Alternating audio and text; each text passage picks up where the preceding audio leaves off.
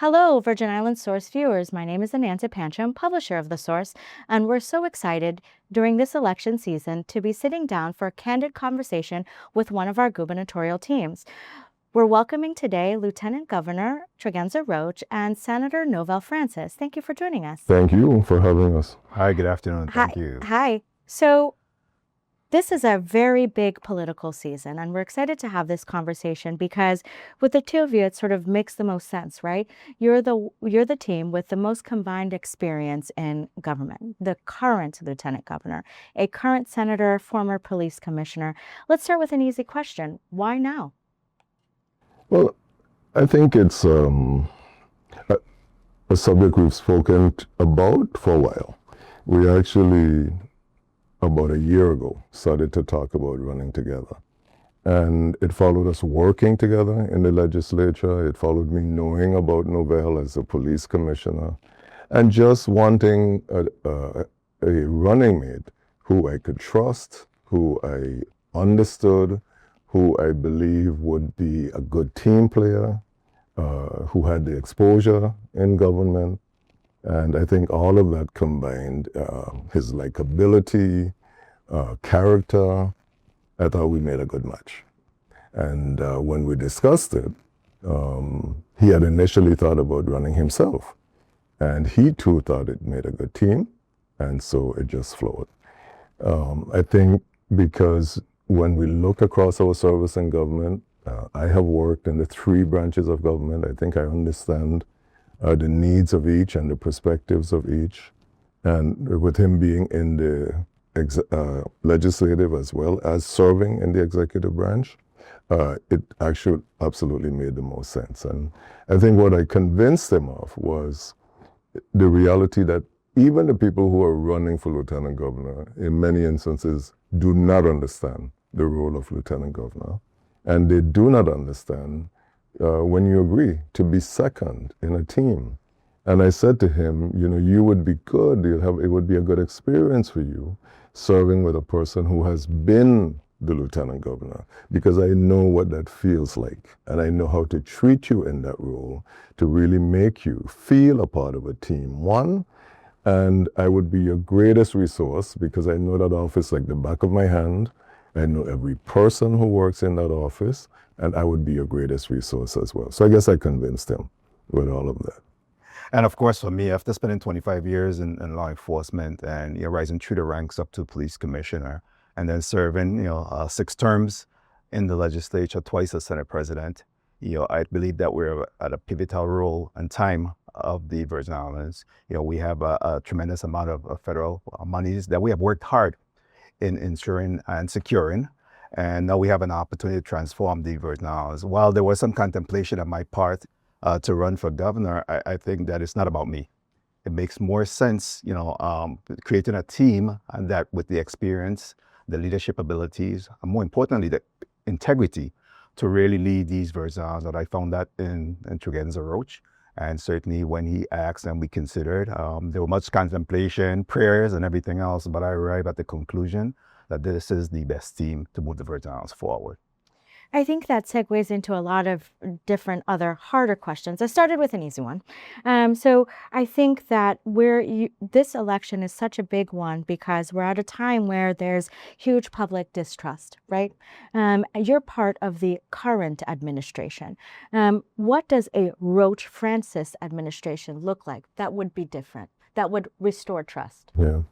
Well, I think it's important to look at first, I'm the eternal optimist. So I think about what we have done as an administration. I think there are many milestone accomplishments, whether it be securing the GRS, whether it be taking care of the population through the COVID disaster, which I think we forget easily, but it was really about keeping our population alive and well. I think in the climate, in this climate now, I think there needs to be a lot of attention paid to how you select leadership persons in leadership positions, how you support them. We have ethics and conflict of interest training, but it seems to arise only when you have a crisis or when you have an occurrence. I think that should be a regular part of government service, reminding people why they came, reminding them about the possibilities for conflict and how to prevent those. And in our administration, I think you'll also see the strengthening of the Inspector General's office. We've talked about upstaffing them. They have had new positions. But I think as a checkpoint where audits are done and reviews are done of particular agencies and particular questions, then we intend to beef that up as well. And I think those things working together will help along those regards. I think the other part that is really important is we've spent a lot of time getting the resources. And now that we have resources at our disposal, our pledge is to work to see how do the people benefit from these resources? How do these resources translate into a better quality of life for people on the two spectrums, the elderly, the youth? And this is a time where you'll see our personalities at work because there is a governor at a time. And whether you recognize or regard that or not, that particular person really does set the agenda for where an administration will go. And I think you will see many differences with us when we come in. So let's drill to specifics, right? A lot of times when we do candidate interviews, they're very broad brush and we have the generalizations, right? And that's okay. But I think that at a time where, we're sitting in power outages, right, for weeks at a time, not even days, weeks at a time, where a child was just murdered, right, where we are facing severe economic strain. And that's not symptomatic of just the Virgin Islands. That's a national occurrence right now. But let's drill down on some of these issues. What are some specific issues, maybe at the end of the first 100 days or the first 4 years? When you think of success and your agenda, what does that look like on both sides? Well, you hit on a very important thing, and I'm going to bring that first because, we had our launch, and in the launch, the power went. Power went out, and yes. And then the next day at the prayer service, the power went as well. I think people talk about fixing WAPA, and I think when you have a conversation, you ought to know what fixing means, or have an agreed upon definition of the term. For us, fixing is reliable power. I mean, you go home and you turn the light on and you get it. And we haven't even really paid a lot of attention to the second component of it, which is affordable power. Because people are so happy when they get home and find their lights on, they're not cursing as much about the bill. But certainly they should be, right? We have to recognize, and we just had this conversation with the Energy Secretary who visited. And surprisingly, she was the one, when we talked about outages, who said, but you are an island. And I think what people don't put in the mix is we're not like Connecticut or New York or all these places that are on these grids where power is produced in Canada and the Western United States, and you don't even realize when there's a power interruption because other sources are there to fill them in. I think we need to move to more renewables on our grid. And one of the things that I would like to see is almost like a third grid of taking all of government facilities, all schools, every public building, and providing solar panels that don't support just the school, but actually feeds back to the power plant as a source of energy. And why that's important is that we have limited land space. We do not have great fields to devote land to more solar, but we need more solar. And if you even just fly over the island of St. Croix, you fly over Sunshine Mall, you fly over Tutu Park Mall, and there are these vast expanses of roof space that we could either lease from private industry or utilize our own buildings to create that source.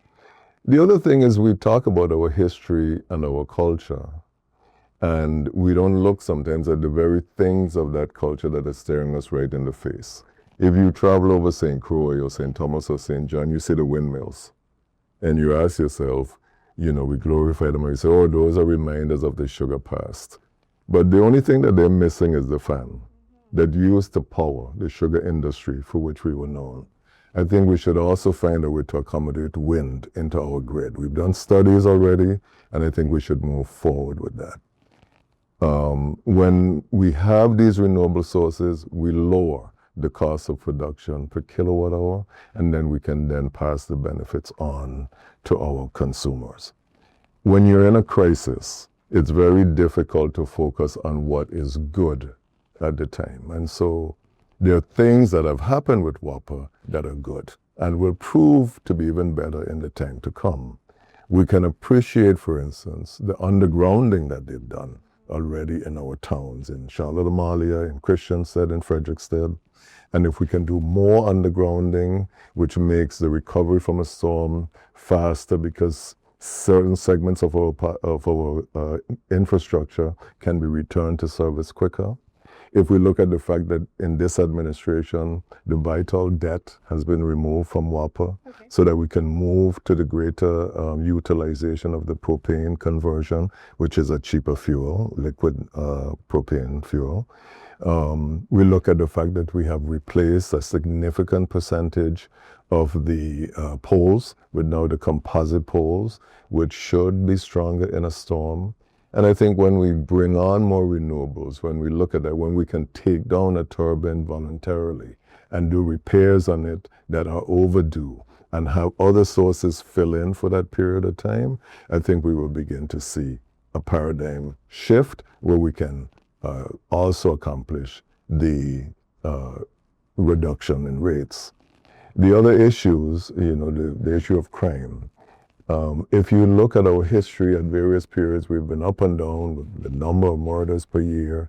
In some instances, it's lower than it was before. We note that during the pandemic, every category of crime reduced except domestic violence, and we still are dealing with some of that. I think Novelle, as a former police commissioner who is very sensitive to the requirement of protecting our people from criminal activity, will help us accomplish some of those objectives. The concern with reducing weapons in our territory. You may recall that it was my legislation that created the police substations at our ports. It required a registration of weapons when you arrive, because many people don't know that you can buy a weapon legally in the States, even if you're not a licensed gun owner here, and the airline will tell you how to pack it for travel. That's true. And they will not tell the jurisdiction that you're coming to that they're transporting weapons. They refuse to do that. So the next thing we may move to do is searching, at least by X-ray, packages that come into the territory via the airports at their final destination. So I think that's there are certain items that we will put on the public safety agenda. I think we have to make sure that we support our officers, because if you look across the forces, there are people who are leaving, lots of people who are at retirement age. And if we're going to improve public safety, we have to improve the living and working conditions of the men and women who we charge with that responsibility. Right. Those are some of the things I think. And I wanted to try, Senator Francis, to chime in on this discussion. I actually remember covering him as police commissioner, not to age myself, but it feels to me like that was sort of a different time, right? A different set of things that they did. They looked at hotspots. They deployed officers to neighborhoods that were sort of had this busy activity, right? They were officers you knew by name, right? That you could say, oh, Officer Shinnery was over there in Savannah, or there was one officer that was charged with policing a certain neighborhood, and we knew where that officer was at all time. And right now, I don't think a lot of people realize how much of a shortage of officers we're facing. Senator Francis, could you sort of talk about some of those things and maybe some of those solutions? Absolutely. I just wanted to touch on the WAPA topic for a brief minute and then go to public safety. I think that is in bad taste when we don't gloat about the fact that we have power outages. At a time where there is some criticality involved in this, we have a situation where seniors are now having to have their medication impacted. We have community members that have to dispose of their food because of the long outages that we have sustained. We have tourism that's impacted. Certainly crime because businesses may be impacted. So I think it behooves us to really work in terms of addressing our WAPA situation collectively. I believe that we've seen less of outages on St. Croix, like the Lieutenant Governor talked about, in regards to renewables and alternative energy that we have there with our solar farms. And likewise, we're working on establishing solar farms here on St. Thomas at Fortuna, as well as Bovoni. So there is some painstaking that's occurring as a result of getting those things up and running. We also have to be mindful that we have men and women that's working in these plants, again, that put their life at risk every single day. So it just dumbfound me that you'll have individuals that will be gloating about the fact that we're experiencing power outages for any extreme period of time. And I hope that they'll stop at that and really look forward to us working collectively to be able to address that particular issue. As a legislative body, we continue to support WAPA financially to ensure that we don't see an increase in the cost. More importantly, that we try to keep the lights on as much as possible. We provided money for street lights. We provided money to certainly under the state of emergency to make sure that WAPA was able to take care of some of their debts that they have, as well as to keep the lights on and operational. So I'm hoping that we could, just work collectively to be able to address that, as well as to, work with the federal government as well with the technical expertise that's required, to be able to build our framework moving forward to address our WAPA energy situation. All of our businesses, a lot of times, is impacted as a result of WAPA. Individuals that we're trying to attract here is challenged or concerned about the WAPA situation. So it's something that we really need to address moving forward, and we're committed to doing that. In respect to our public safety issue, we have seen where there have been a decline in police officers throughout. I mean, we're down. When I was there, I was down by 150 officers, and now we're down even further by that amount of individuals. So we have to rely on technology, to help us and support us in being able to resolve some of these crime situations. So we have been having conversation with not just locally, but as well as our Caribbean islands. We just had a summit here recently, and really just having this discussion about how technology could support and assist us in our crime fighting effort. We have to have workforce development as well. During the hurricanes, we saw that when individuals were working, our young people were working, that in fact we saw crime. I mean, we had murder rate that went down almost to zero during that period of time. And that's an indicator to us that we have to get better at our workforce. So that's something else that we have to build on. So we do have a platform that really speaks to how we intend to address our public safety and our crime responses. And I look forward to having continued dialogue about how we do that deployment out there and be able to build our police force moving forward. Our community deserve protection, and and we have to be able to reassure them and build the trust within them that the police department will be responsive and be able to resolve some of these crimes in a timely fashion. I think that there are also certain realities that we have to face, right? And that don't, the sort of maybe we know or maybe we don't know, that don't get factored into agendas or plans. For example, in the recent spate of outages on St. Thomas, we have a Unit 27 that's not working and a set of Wartzillas that are not working. Those are, all three of them are relatively new pieces of equipment. Unit 27 is a big workhorse generator, but it's only about 5 years old. It came to us on lease, right? As did the Wartzillas. 3 and 4 are not working continuously. I think that we are looking at sort of equipment that we didn't maybe source properly, or we didn't look into, or we tried our best and didn't test. How do we account for those kinds of realities? Are you going to really go in there and not just about WAPA, public safety, education, health and hospitals? Are you going to really, in your first 100 days, go in there and dig and find out what is working and what is not? Well, I actually accompanied the Energy Secretary on the visit to WAPA. She came in for maybe 2 days, and we went on the second day and looked at the equipment. And it isn't so much a failure of equipment as the fact that the load carrying is so tight that you can't maintain. There's no interval there to take a unit down and do the maintenance that is required in it. And I think from the explanations of some of the specialists there, is that when we're able to bring more renewables onto the grid to shift some of that load onto the renewable sources, we can then do maintenance on a different level.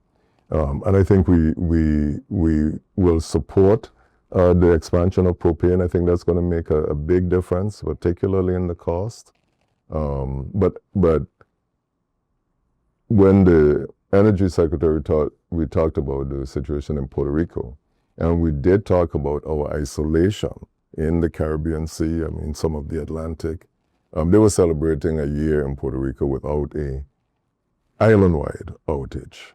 Not that they didn't have other outages, but a year without an island-wide outage. And I think there are lots to be done, but I don't think it's not as simple in some instances as we think it is, but it really is about having more opportunities for power production that you can do maintenance on some of those units. The Watsillas produce power cheaper than the turbines, but again, you have to maintain them. These are units that you have to be able to take down. Not that they shut themselves down because they're overworked or whatever the case may be, but that you have the opportunity to take them down and to do repairs on them.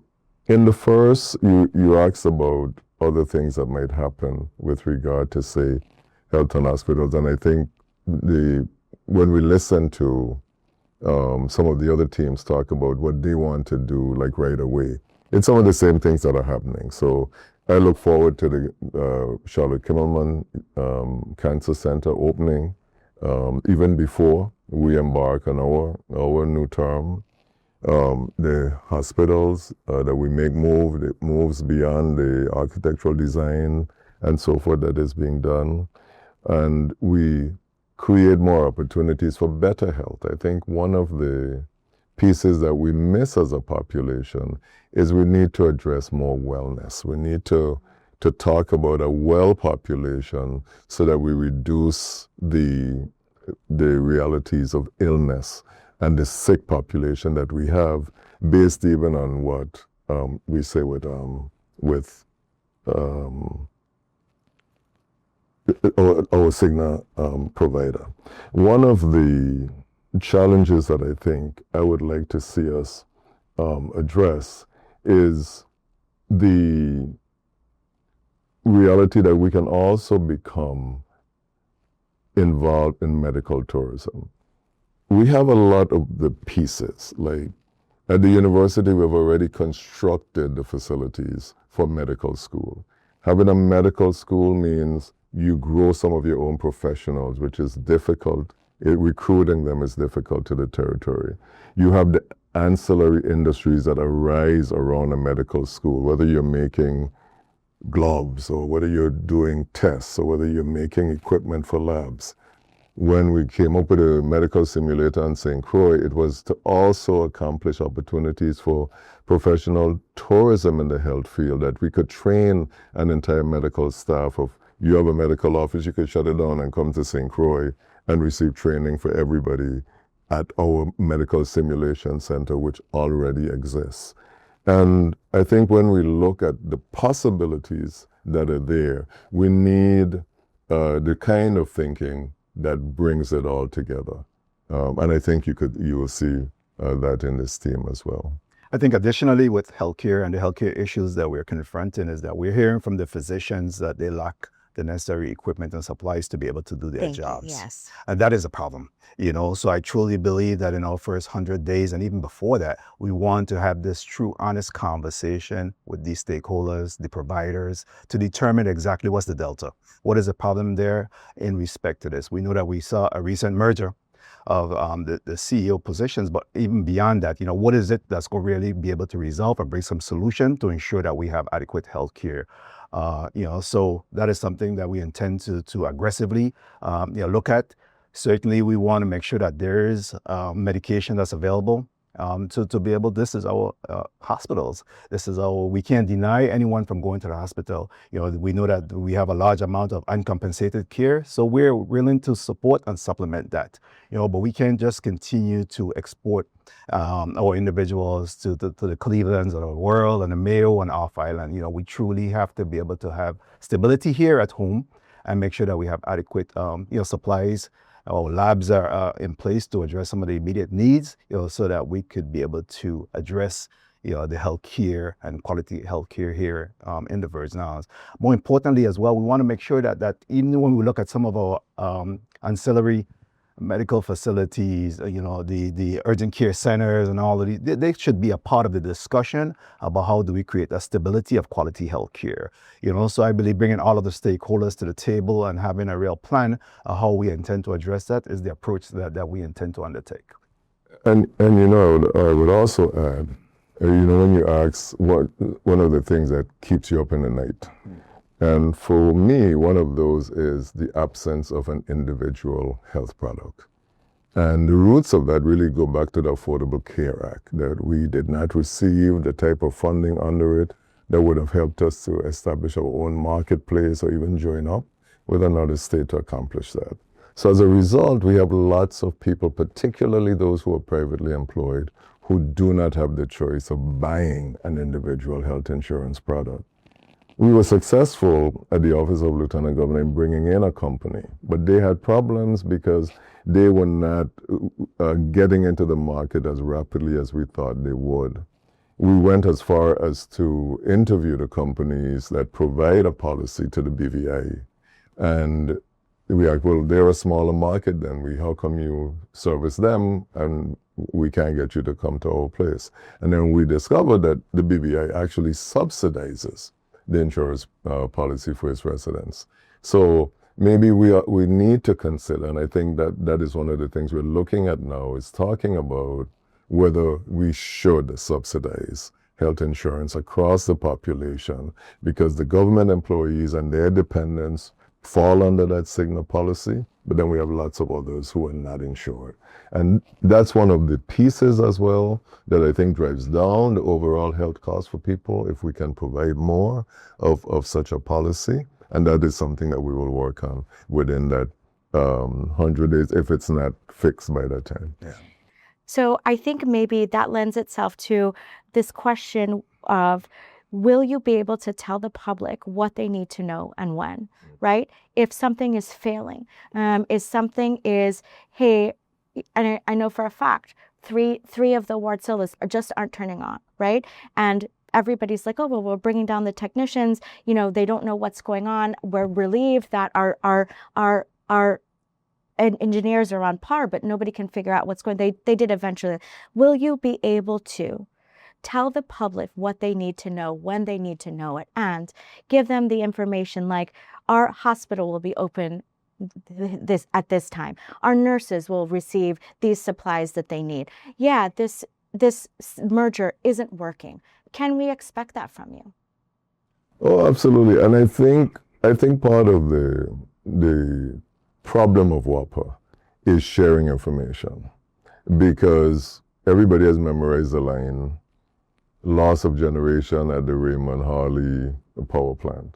I think if people learn to trust the information that you share, there's a greater likelihood that they will trust what you say and they will act in accordance. If you ask them, I can wait to reduce power consumption as an example.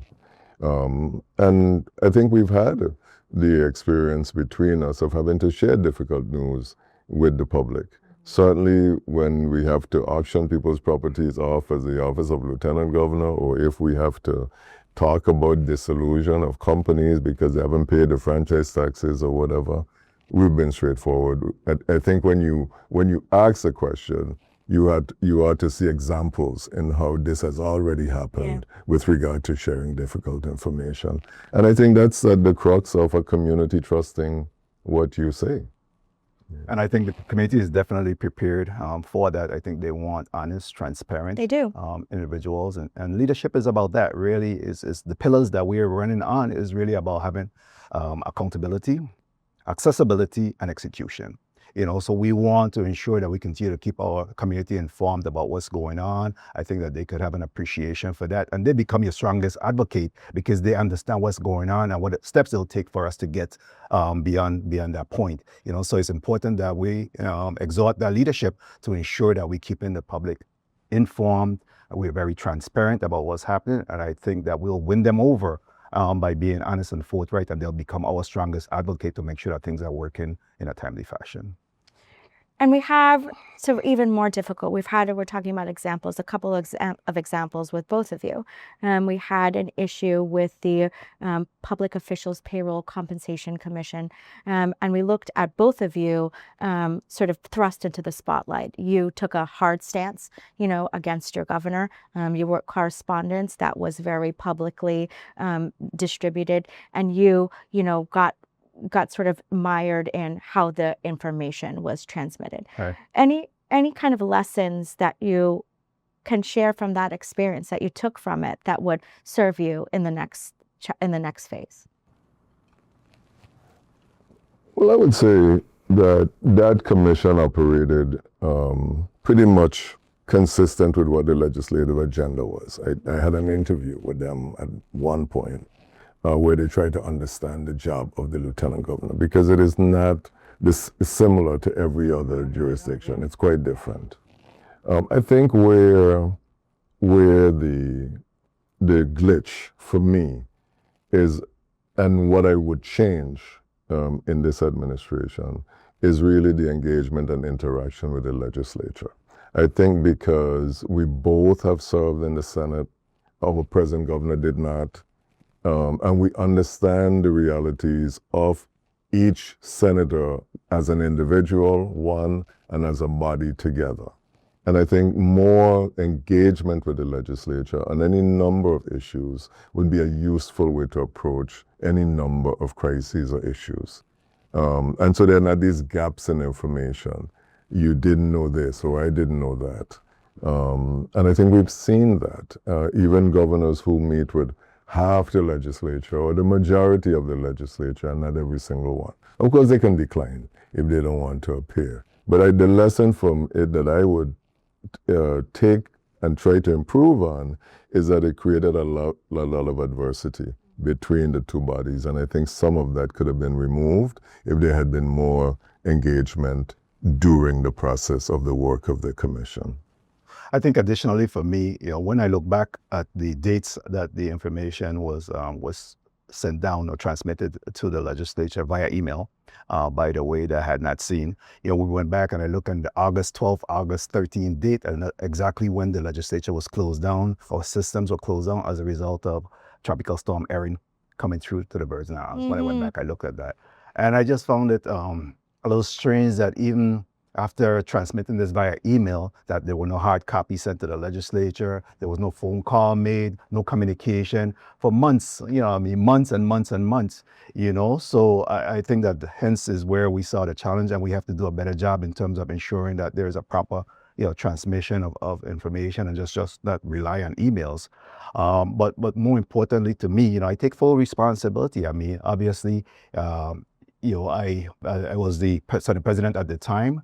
And, while there may have been some dysfunction in terms of how the information was transmitted down, I take full responsibility for the fact that, okay, if we had information on it, it's 15 of us, it was just allegedly sent to just one of us.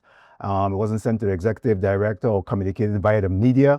There is a tremendous amount of work that has gone into this compensation report, and no communication to the media for all this time, except when the news broke in 4 or 5 months later. Right. So while I take responsibility, I think across the board, we have to look at the policies and processes by which we're able to transmit information, and make sure, again, when we talk about that transparency, so that this information could be properly vetted in public view. I appreciate that perspective of you both being senators and understanding that relationship is critical, because we see a lot of combativeness right now on both sides. And that, I think, does a lot to erode public trust. And I appreciate the word transparency. That's thrown around a lot right now, but I don't think that that really resonates with people in terms of what is being emitted or put out there or stuck to, right? How do we, when we're looking at policies and systems, things like transparency websites, federal accounting, even the budget website that's supposed to have our revenues listed, and nothing is working. There's no automatic updates, there's no expenditures, et cetera, et cetera. How do we streamline some of our policies specifically to promote transparency? But I think we ought to advertise them more. I think people ought to know that they can access this information. I think having the information there is one thing. Having it buried somewhere, we have a whole government channel. How do we utilize it? Do we take people through the steps of, if you want to know this, this is where you go?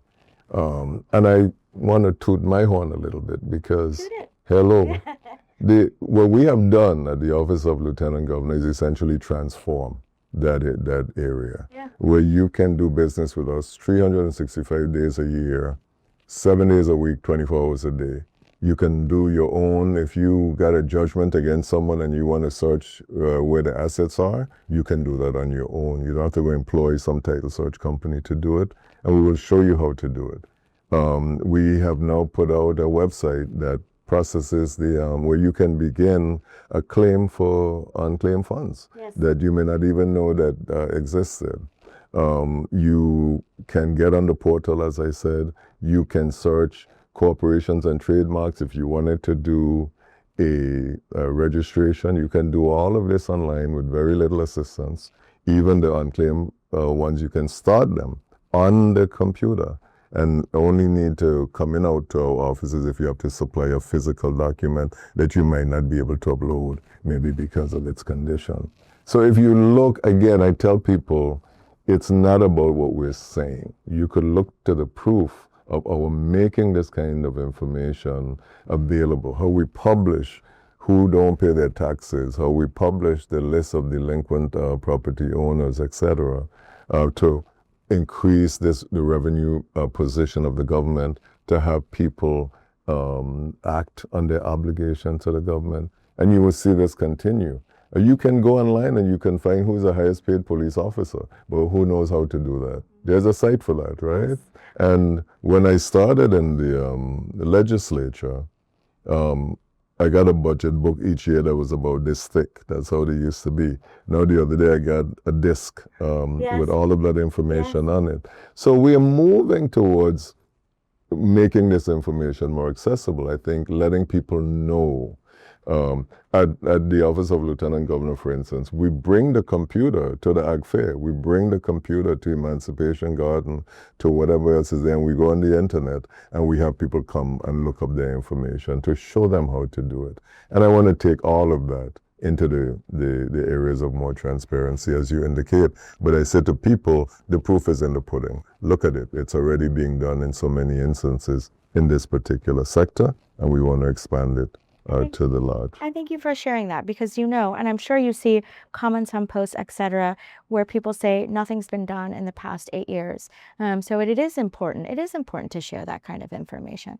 In my capacity as Senate President as well, I push a lot for automation, automation of processes. I think that the pandemic helped us to drive that issue, to ensure that we're able to, again, allow for transparency and be able to broadcast. So we use Skype, Teams, whatever it takes to be able to get that information out. But more importantly, or additionally, what we had done was created even an app so that you're able to view the legislature based on your app. Everyone walk around with a cell phone today. And I believe that we want to see this throughout government, where you will have information that's accessible and accountable via your app. That you'll be able to just pull up your phone and you go to a particular website through government, and it tells you what's happening in real time, as well as you'll be able to tap into that information to ask or make recommendation or advice. I think that we want to be real technology and automated driven, so that the public could be able to have access to this. And this don't require a whole lot of manpower to do. If we create the proper systems, that dashboard and platform is easily available and accessible. It's stored up in the cloud. So if there's anything that happens, it's still be able to have that information readily available to the public. So we have to become very friendly with technology, so that, again, we can be able to drive processes. AI is now also taking over this space by leap and bound. Absolutely. And we can't be scared by AI. We really have to embrace it and see how best it could work for our benefit to make sure that we're informing the community and have information readily available to them. I think that we could spend all day together, right? There's so many things that we haven't talked about. Disaster recovery, spending that funding, accelerating projects. I want to just touch on that before we close out with some final words. I think a lot of us feel frustrated that there is not a door in a hospital, right? A desk in a school, a new... all of these projects that we say that we're going to, and a date by which these federal funds have to be expended.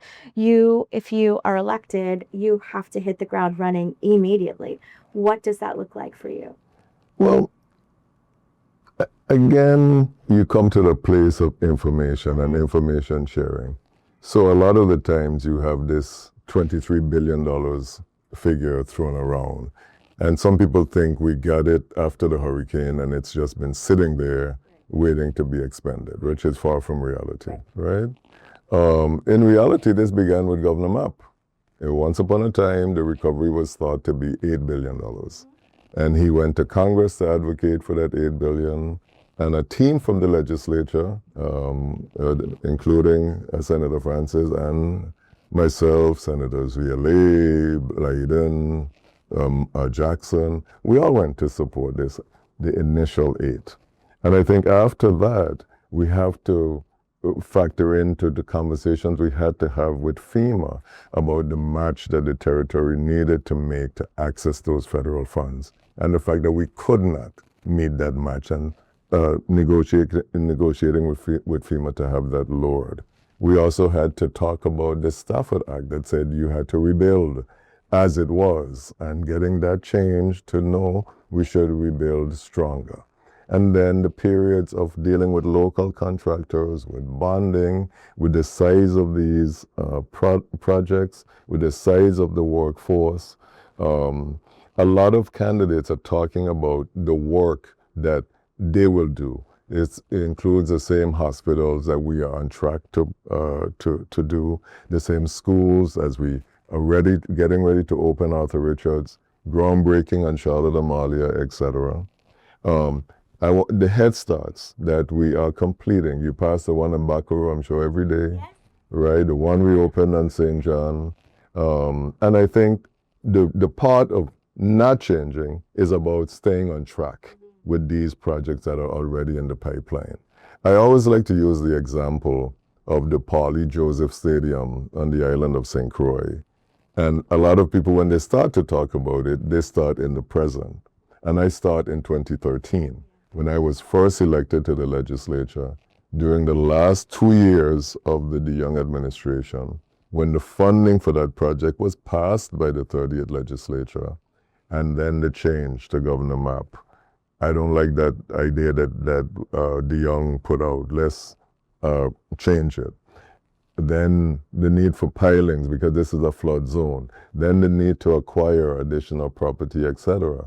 And I think I don't want to see us go back to the beginning with some of these projects that we've waited so long to see happen. There are issues that can be taken into consideration for the lapses, like the FEMA match, like the Stafford Act requirement. But we're moving forward. And I think we need the continuity in getting the project, bringing them to fruition, just as much as we need change that our personalities and our priorities will ensure as well. And I just wanted to add, in terms of some of the accomplishment that I've made at the legislature, certainly we saw where there was a build out of the St. Croix building, where for the first time, we're able to have our own building on St. Croix. We don't pay rent, we don't pay a loan. That was done under my watch, certainly with the assistance of the executive director at the time, Pamela Richards, as well as the project director, James McNamara. We worked day in and night to ensure that we have a building that we could all be proud of, and you could see that there. I also ensured, in terms of policy statement, that I allowed for our central staff employees, which is really the hard-working backbone of the legislature, that automatically every single year they get a 3% increase. But to add to that, I allow for a meritorious benefit where they could get up to 6% based on the evaluation from their supervisors, directors. They're given exceed standards, then they have the ability to increase up to 6% on an annual basis. I also am very proud of the fact that we created a Capitol Police. There before we had security guards that manned and control our legislative buildings and infrastructure. Now we have a Capitol Police, individuals that go to the academy and is sworn in as any other police officer, throughout the territory, and they're there as well as to respond to any calls. They're there to support all 15 members of the legislature, as well as these individuals are there to support our Virgin Islands Police Department in terms of emergency, in times of need. So those are just three of the accomplishments that I believe I'm very, very proud of, during my tenure as Senate President. And I consider myself a builder. I look forward to continue to build bridges that really move this territory forward. Like the Lieutenant Governor said, we have funding that's available to us, and we want to ensure that now we execute on those things. We have gone through all of the processes, the heavy lifting that was required. I've gone through all of the FEMA requirements, here and there. Every time FEMA changed, administration changed, there was a change to, our being able to qualify for these funds. ODR and the governor's office have done a good job, to get us to this point where we now have this funding available to us to transform the Virgin Islands, and we certainly are prepared to execute on those things moving forward. I think that's a great note to close on, this idea of continuity and change, because you're right, there's a need to balance both. And I think that when you get rid of systems and things that are not working, or let your personal ideas and conflicts stand in the way of you being able to continue a project and putting it all the way to the beginning. I think that's what our territory suffers from greatly, a mishmash of things, right? A patchwork that never actually gets fixed and put back together. So I think maybe if you could end on that note, how do we put everything back together while maintaining that balance? I certainly believe that we're the team to make that happen. Truly, I respect the Lieutenant Governor's leadership throughout this government. Again, the Lieutenant Governor's office has raised close to $1 billion over the last 8 years. That placed into the coffers of the Virgin Islands. I've had the experience to be in the Senate body for the last 6 terms, twice as Senate President, certainly currently as the chair of appropriations, budget appropriations and finance, and know exactly how our fundings are received, how they need to be expended, holding agencies accountable for the expenditures of those funds. And I have a great partner in our current Lieutenant Governor, Tregenza Roach, to move this territory forward. And I would just close by saying, we were both at a church. We get to do all these kinds of things as we're campaigning, and we get a lot of blessings and a lot of prayers. And when we were in the church in St. Croix, I said to Novelle, Novelle, it's very simple, It's only one, it's like a sentence. The pledge is to make people's lives better. That's it. If everything we do is oriented towards that, then we would have accomplished what we set out to do. And I believe that he is in an exceptionally good choice to go on this journey together. The experience that we've had, I've had to be the acting governor on numerous occasions. He's had to also be the acting lieutenant governor as the Senate president as well. So when you look at people who are saying, they're talking about changing leadership, just the people, just change people in the leadership positions. But if you look at us pound for pound, there are no comparisons in terms of what we have already done how seriously we're taking this, what we already had to manage. In the case of him, the police department, I managed the Board of Education. I was a legal counsel for the Department of Education that guided its leadership for at least 8 years, when I was there. So we are not talking about coming to government service and we're going to do this and we're going to do that. Anybody who wants to see a solid body of accomplishments and the indicator that those two people possess what is needed to move it forward with that level of accomplishment already under as their credential, there is no argument out there about what this team, the possibilities of this team. And I really want to end by saying thank you to you for giving us the opportunity to share this, and to the people of the Virgin Islands who have consistently elected us term after term, 6 terms here, 3 terms for me, 2 terms as Lieutenant Governor, people who said, we want you to be our leadership. They have already told us that, and we're asking them to tell us that again as we continue to want to provide good leadership to make their lives better and to really deserve the trust that they have already placed in us, and to do the work of taking this government forward with a character of integrity and of goodwill that people have already invested in us, and we want to give back to them as well. So thank you all, and thank you for having us Thank you. this afternoon. Thank you for joining us. Absolutely. And thank you for joining us, Source viewers. We hope that you take this to the primary and get out there and vote. Remember to stay tuned for updates from our election system on polling places and all of our candidate and ballot information. Until next time, thank you for joining us. Number 1.